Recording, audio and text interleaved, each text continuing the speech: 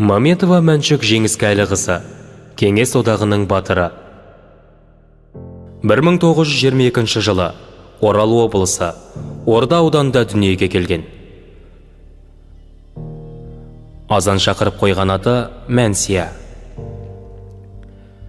5 жасынан бастап оның әкесінің немере інісі Ахмет Маметовпен және әйелі Әмина асырап алған. Анасы еркелетіп моншағым дей берген. Мәнсияның тілі келмей, өзін Мәншүк деп атап кеткен.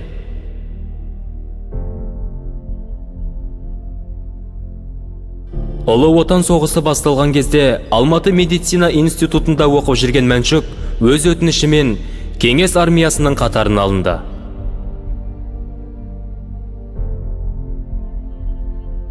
Бір 1942 жылдың тамызында Алматыдан 100-ші атқыштар бригадасымен майданға аттанды. Кейін 21-ші гвардиялық атқыштар дивизиясының құрамында пулеметшілер бөлімшесінің командирі болды.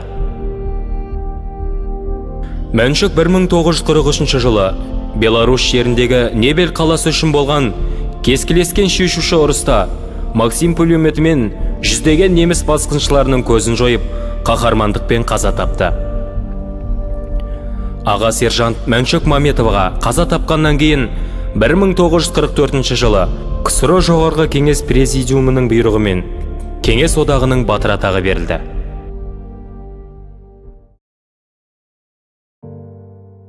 Халық қаһарманы Доспанова Хиуаз Қайырқызы 1922 жылы Гурьев облысы Теңіз ауданы Ганишкин ауылында дүниеге келген. Әкесі Қайыр балықшы.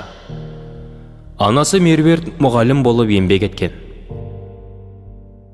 Хиуаз Орал қаласындағы номері 1-ші орыс мектебінде білім ала жүріп, аэроклубта да қатар оқиды. Мектепті үздік аяқтап, запастағы ұшқыш куәлігінде алды. Мәскеудің 1-ші медициналық институтында оқып жүріп, соғыс өрті тұтанған шақта әйгілі ұшқыш Марина Роскованың аэрополкіне қабылданды.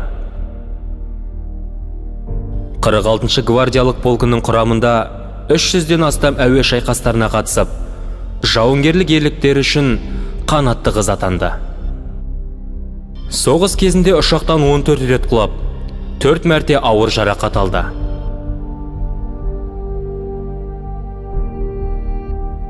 Майданнан оралған соң Орал облыстық, Алматы қалалық партия комитеттерінде қызмет атқарды. Ұлы отан соғысындағы ерлігі үшін Қызыл жұлдыз, 2-ші дәрежелі отан соғысы орденімен және медальдармен марапатталған. Қазақтан шыққан жалғыз әйгілі ұшқыш, жауынгер, батыр Хиуаз Доспановаға Қазақстан Республикасының президентінің жарлығымен халық қаһарманы атағы берілді. Молдағұлова Әлия Нұрмұхамбетқызы, Кеңес одағының батыры. 1925 жылы Ақтөбе облысы Қобда ауданының Бұлақ ауылында Сарықұлов Нұрмұхамбет және Молдағұлова Маржанның отбасында дүниеге келген. Анасынан ерте айырылып, Алматыдағы ағасының қолында тұрғаннан кейін Ленинградтағы номері 46-шы балалар үйінде тәрбиеленді. Соғыс басталғанда балалар үйімен бірге Ярославль облысына эвакуацияланып, 7-ші сыныпты бітірісімен Рыбинск авиациялық техникумына түседі.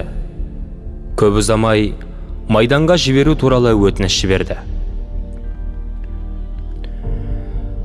1943 жылы снайперлер дайындау орталық әйелдер мектебін аяқтап, 54-ші арнайы атқыштар бригадасы 4-ші батальонының снайпері болған. Жау әскерінің 30-дан аса сарбаздары мен офицерлердің көзін жойған.